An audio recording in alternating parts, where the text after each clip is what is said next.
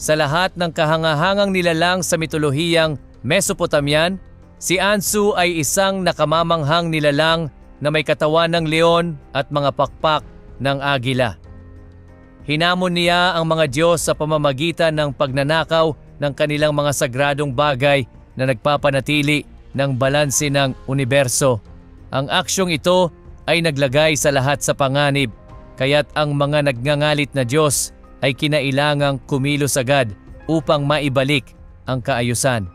Ngunit si Ansu ay hindi basta-bastang kontrabida.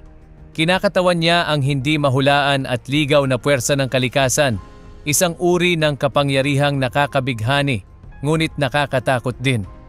Ang kanyang kwento ay puno ng aksyon at mga di inaasahang pangyayari na nagpapatunay na kung minsan, kahit ang mga Diyos ay kailangang lumaban upang mapanatili ang kontrol sa mundo.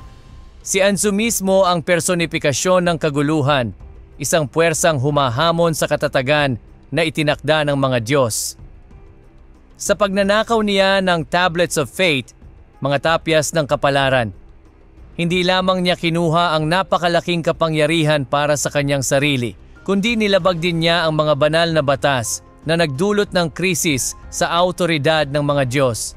Si Ansu ay pinapatakbo ng sarili niyang ambisyon, anuman ang maging epekto nito sa balanse ng kosmos. At ito ang dahilan kung bakit siya ang tunay na sagisag ng kaguluhan.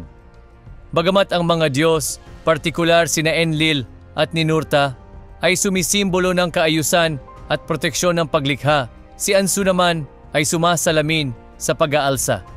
Naglalabas siya ng hindi mahulaan at mapaghimagsik na enerhiya, hinahamon ang kontrol ng mga Diyos at pinahihina ang estruktura ng universo na sinusubukan nilang protektahan.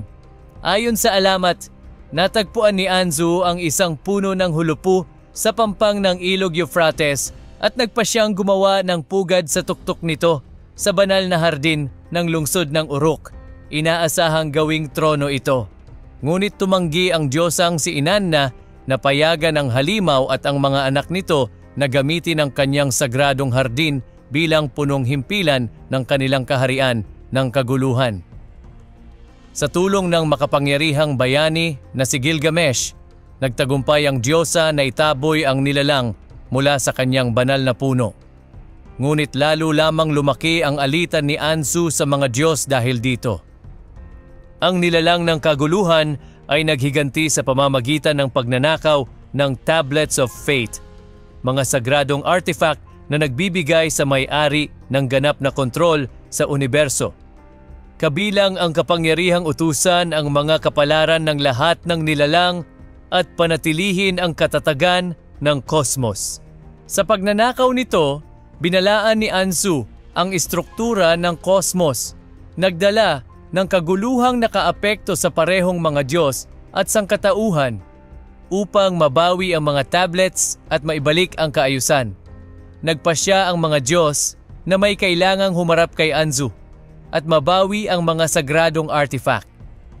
Ang misyong ito ay iniatas sa Diyos ng digmaan na si Ninurta, na konektado rin sa agrikultura at pangangaso at kilala sa kanyang tapang at husay sa labanan. Nakipaglaban si Ninurta sa mapanganib na labanan laban kay Ansu, gamit ang kanyang mga sagradong sandata upang mapagtagumpayan ang kapangyarihan ng nilalang na may pakpak.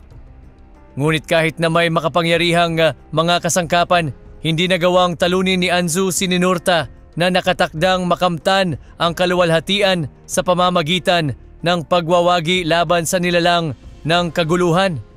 Ang labang ito ay hindi lamang simpleng tunggalian ng mabuti laban sa masama. Ito ay sumisimbolo sa walang katapusang tunggalian sa pagitan ng kaayusan at kaguluhan at ang pangangailangan na panatilihin ang katatagan ng universo laban sa mga puwersang walang kontrol.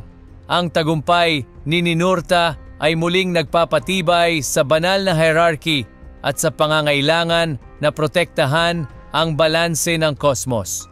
Nang maglaon, si Ansu ay nagkaroon ng prominenteng lugar sa sining at ikonografiya ng Mesopotamia kung saan ang kanyang makapangyarihan at hybrid na imahe ay madalas na inilalarawan sa mga estatwa, relief at mga amuleto.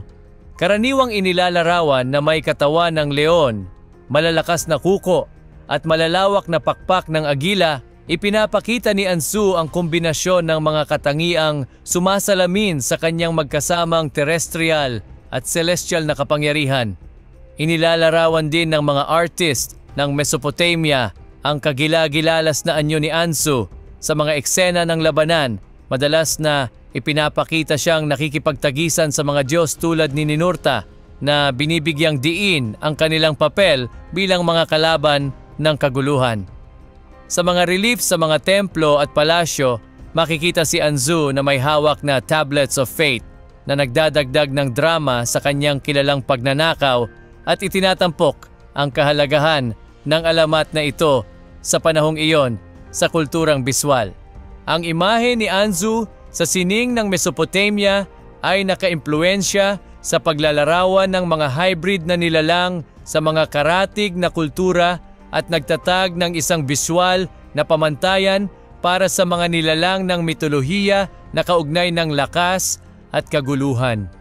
Sa pamamagitan ng katapangan ni Ansu sa kanyang mga alamat, nananatili ang nilalang bilang isang makapangyarihang simbolo ng kaguluhan at ambisyon para sa mga mahilig sa mitolohiya.